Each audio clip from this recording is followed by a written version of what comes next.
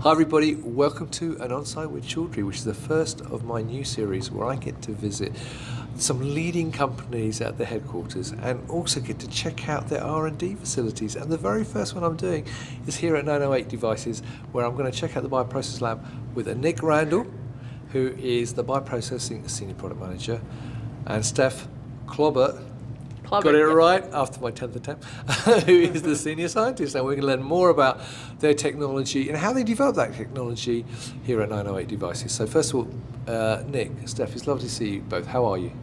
Doing great today. Feeling great. Excited for the tour. Well, I'm looking forward to it. And I actually saw Steph earlier this week at Bioprocessing Summit, where 908 Devices also have a booth, and where she presented two posters. So I hope the show went well for you, Steph.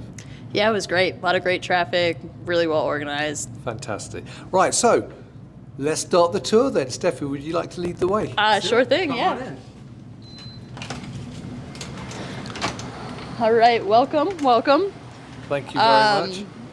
Yeah, so we've sort of tried to expand our bioprocessing capabilities here at 908 in the recent years. I'll sort of just take you through what we have in our current setup. Fantastic. So obviously we've integrated our own devices here. So what we have is sort of our user interface sort of section here with our Maven and our Maverick. Yep. So we have here the Maven user interface, Yep. and then the Maverick with what we call the hub, which is where a user would interact with Maverick. Right, okay. So just moving right across here, we have what you can see Maven here. Yep. Obviously integrated into our two bioreactors, so we like to put a lot of probes in these guys so we can test a lot of devices all at the same time. So in both of these we'll have both a Maven probe and a Maverick probe, and actually these are currently being controlled to a low glucose set point of 1 gram per liter with Maven, with Maverick sort of watching as a validation there. Can I stop you for 1 second, yeah. though? Because that's great, but for viewers who are not familiar with Maven or Maverick, maybe you could just very quickly explain to them what they actually are as instruments and what they're for. Sure, yeah. So Maven is an enzymatic-based glucose and lactate sensor, and Maverick is also a glucose and lactate measurement device, but it's our ramen-based probe. Fantastic. Sorry for interrupting you, but I just thought it'd be useful. Please interrupt as much as possible. Right. But what I do want to show here a little bit too is how it's integrated with the control tower here, so we can see how seamlessly Maven sort of displays the units here, and that all the control is actually happening through this controller, very well integrated into the reactors. Right, okay. Yeah. So then, moving, I guess, through the rest of our lab here, sort of what you would see in any sort of bioprocessing lab. We have our cell counter for cell density viability. Yep. Moving sort of this way, we have our Flex 2, which we use as kind of a point of truth validation for our own devices. So we'll get our offline glucose and lactate from that. And then finally, this way we have our titer analyzer, so we can see how our cells are doing, making protein. And last but not least, our favorite would be the Rebel here, which is our at-line amino acid analyzer. And what's nice about having this in the lab here is we can pull a sample, and as we're running the rest of these kind of pieces of equipment, in another 15 minutes with a simple filtration, we can have a full amino acid panel in about 15 minutes. So a pretty robust setup here. We can get a lot of information all at once. And so yeah, that's the general kind of layout of our lab here. Brilliant. Now let's talk a bit more about the technology. I think, Nick, you're going to talk a bit more about technology, aren't you? Steph? Yes. All right. So, Steph, you're going to join us as well. So, Nick, my first question to you, though, obviously, is that I know you touched upon the Maverick and the Maven then, but again, for people who are not familiar with them as products, why did you launch them, and what were the needs that you saw to launch them in the first place? Yeah, and I think that's a pretty common trend at 908 is a lot of our products are developed to be solution focused or solve a particular problem that we see in the market, and then leveraging our different technologies in several ways to be able to do that. So you can see both Maven and Maverick are integrated into the bioreactor, and I think as part of the Biopharma 4.0 movement, we're really trying to move things away from offline or at-line analytics and integrate as much as possible into the bioreactor for that continuous monitoring and things like feedback control that Steph mentioned, because there's a ton of literature out there showing the improvements to productivity, product quality, things like that. So there's a very big need to generate more data think of things like modeling or doing AI, right? You need mountains and mountains of data, and to do that, you need to be able to be integrated in the bioreactor, understand your full process, and then have actionable insights. So turning that data into information you can actually leverage. Right. So looking forward then, in terms of the trends within the marketplace, Yeah. I mean, you've touched on it a little bit in your answer there, but what do you see as the key trends within the bioprocessing marketplace? I would say it differs on segment, right? So like traditionally biologics is a much more mature segment of the industry than cell and gene therapy, for instance, right? So there they have established processes with offline systems that they've been routinely using as part of their development and as part of GMP or actually manufacturing processes.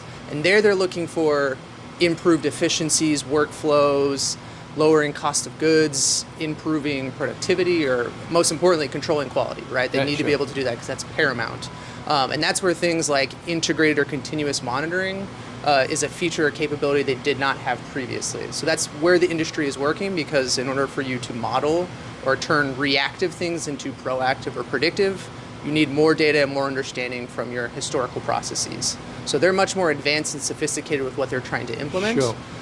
Versus in things like cell and gene therapy, it's a bit different. There isn't as much of these incumbent established technologies. A lot of the innovation has been focused on the cells or the therapy itself, rather than the manufacturing process. And I think we're now starting to get to that phase for those particular modalities where they want to be able to show manufacturability early on. And I think part of that is characterizing your process, metabolism of your products or your cells, and being able to like integrate these technologies at an earlier phase of development rather than when you're trying to do production. So there we see a lot of traction with things like single-use components, sterilizable parts, but also having the integrated analytics rather than starting with offline and working towards there, because losing material for them is very devastating, right? Because this is going back into a patient. It's hard to get, you're right, and it's very expensive, isn't it? Yes, so pulling samples and running measurements frequently is detrimental to productivity, but also how much you can produce for a patient, which in cell and gene therapy, access is kind of key right now, right? So having technologies where you can get that same or more information generated without having to disturb the process or remove any volume is really, really critical for them. And of course, maintaining sterility so that it can go back into a patient.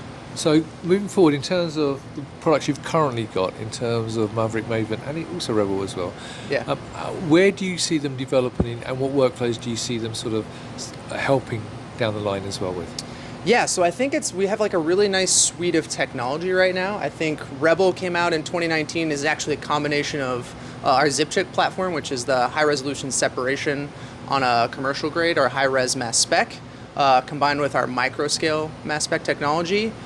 Similarly, we're looking to combine some of the technology from Maven, which does the selective diffusion sampling, so really sampling the small molecules with enzymatic biosensing, and coupling that with Rebel in the future so that we can have an online platform that has the capability to do amino acid analysis like we have Maven and Rebel. Again, so bringing more analytics into the bioreactor and improving the connectivity between all the devices. So while folks are running, they can kind of have an undisturbed process and get as much data as they want.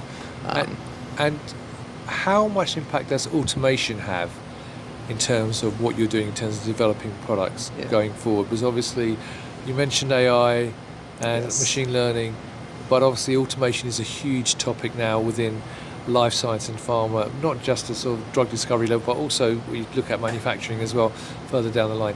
So how much of an impact is that having in terms of your product development?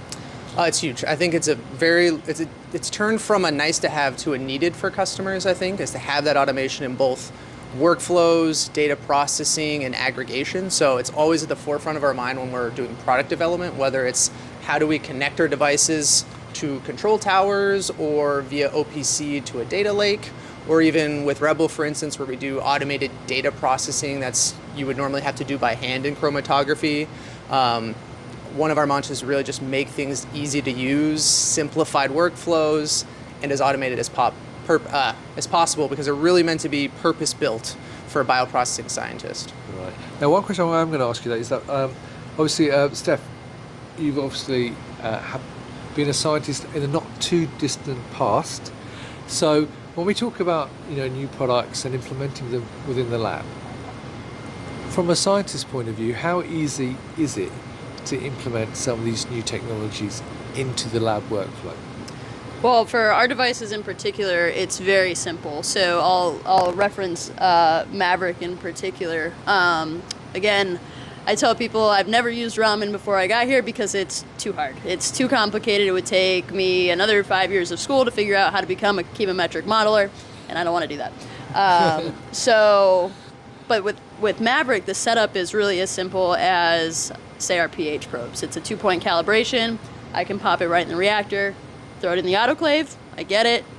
Media fill, press start, and it's good to go. So the integration there is super simple, which is really nice for people like me who want to have access to that kind of data, but don't necessarily have all of the scientists and team members needed to kind of develop it, ourselves. So it's nice to have, the devices kind of have that already for you, and with really easy implementation. Yeah. And Nick, as a product manager, I mean, in terms of sort of your customer workshops, I'm sure you have, talking about the future, how receptive are end users to looking at sort of implementing these technologies into their labs? Because, as you mentioned, it's quite straight from your point of view as well, but there is always sometimes a bit of cynicism and resistance to change. So how have you found that when you're talking to customers? I think people, it depends, right, on company size, across your different organizations, but I would say there seems to be two buckets of folks, like folks who want to be the innovator and adopt new technologies for all the reasons Steph said, like improving my workflow, being a champion of this thing that can help improve or commercialize drugs faster, right, and get it into patients' hands. And then there's other folks who are maybe more risk adverse and have an established method that works, right? I think for us, it's just talking about the technology, showing them the capabilities it has, which they don't traditionally, and making them understand. I think once we tell them the capabilities, they have a good idea of the value it can bring to them or the data it's generating that they didn't have. And things like improvements in productivity or quality are very obvious, right? That's key performance indicators for most folks. So I think proving the capabilities then kind of helps some of this adoption there. All right, great. Now, my final but one question, because I have got another question off this one, is looking ahead, what can we expect to see from 908 Devices in terms of new products, new technology? I know you're not going to reveal everything until it's ready, but what can people expect to see in terms of what you're looking to develop going forward? So we just launched Maverick in September of last year at Bioprocessing International. So right now we're focusing on improving and expanding both applications and capabilities of our current product lines, different accessories to open into things like perfusion or more single-use applications, integrating with other bioreactor manufacturing companies where we're combining our technologies with theirs, which is pretty interesting. And then I did mention another one previously where we're combining both our Rebel with our Maven technology to do an online version of amino acid analysis. And then, we have a couple other things that we, of course, can't talk about that are in the pipeline as well. But I would just say, generically, we're really trying to, again, push as many analytics into the bioreactor as possible where we see there's the biggest need, right? So where we see there's a pain point in some necessary data where folks either have a cumbersome or difficult technology to use or an unreliable one, that we have a capability to provide a solution there. Brilliant. And my final question is actually something I asked Kevin earlier, who is, for people who don't know, Kevin Knott is actually co-founder and CEO of 908 Devices. So I asked him, and I'm going to ask you, what makes 908 Devices unique and different, and why should people work with you? So I'm going to ask both of you. Steph can go first. Well, I was a customer before I was an employee, and definitely the usability of the devices is far above anything else I've seen. When I first got the Rebel, I thought it looked like an iPad. It was super user-friendly. So that's pretty much, I think, how all of the devices go. User-friendly is good. And then I'd say we have a great team of support here. Like I said, I was a customer before. I wouldn't be here if I didn't think it was great. So the team's wonderful. So that's fantastic. And from your point of view, Nick? Yeah, I also used to be a customer at Amgen for their ZipChip platform, and I've always been a bit of a technology nerd. So for me, that's what got me hooked, was the different technologies, using them in a unique way. But I completely agree with Steph. It's the people here. There's a lot of intellectual curiosities fostered between folks. The idea to try to innovate or come up with novel solutions rather than trying to do things the way we've traditionally done. And then, yeah, just the impact we can make in the market to help folks be able to commercialize life-saving drugs faster. For me, that's the reason I come to work every day. Well, I'm going to say to both of you, because you haven't seen the interview that I did, because I haven't even released it yet, Kevin said almost exactly the same thing. So obviously the culture is embedded in the people, which is fantastic to hear. So look, Nick, Steph, it's been lovely to see you both. Thank you very much for taking time out to talk me through all this. And yes, by the way, just so you know, this is a one-take interview. We're not editing any of this, and they've done a great job from start to finish. So good luck with all the products that you're developing. Good luck with the existing products and the additional things that you're going to do with them. And viewers, if you'd like to learn more about 908 devices, please come to their website and learn more. But also, more importantly, meet them in person at the numerous events like Bioprocessing Summit, which is going on right now, but which will have finished by the time you watch this interview. But there'll be another show like Bioprocessing International in September in Boston, and many other events across North America and Europe. Meet the team. As you can see, they're lovely people. They know their stuff. You can learn more about the different products. But if you can't do that, then obviously connect with them on LinkedIn, send them messages. I'm sure they'll be happy to come to your offices as well. So once again, Nick, Steph, it's lovely to see you. Thank you very much for your time. Thanks for coming. Appreciate it. And viewers, thank you for watching. Until next time, as always, stay well and stay safe. Bye-bye.